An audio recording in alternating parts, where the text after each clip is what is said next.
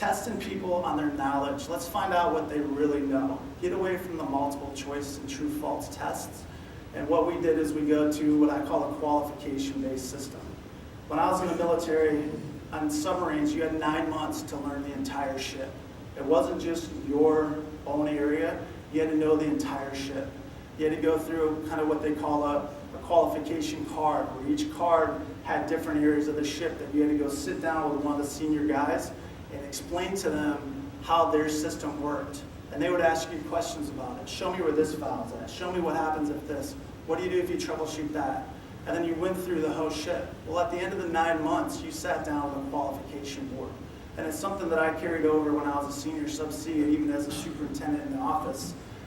What we did is we brought guys in and we said, I want you to draw for me a control system. And they would sit there and they would look at you because they think of the entire control system and get overwhelmed with it. And then we would sit back and say, all right, you're a droplet of water.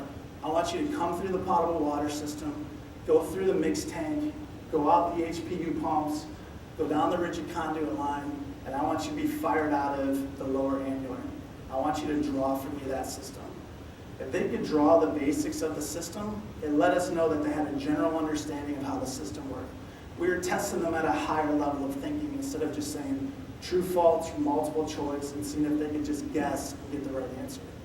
What that does is it also allows you to help test their competency and knowledge by having them troubleshoot the system that they just drew. So once they've drawn it, you turn around and say, okay, well, what would you do if this happens? How would you isolate this?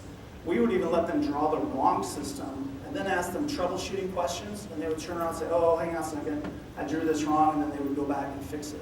Because again, we're stimulating their knowledge and trying to pull, from a different level, instead more of a cognitive thinking instead of just sitting there trying to figure out, when in doubt, Charlie out there always used to say, just pick C and be happy with it.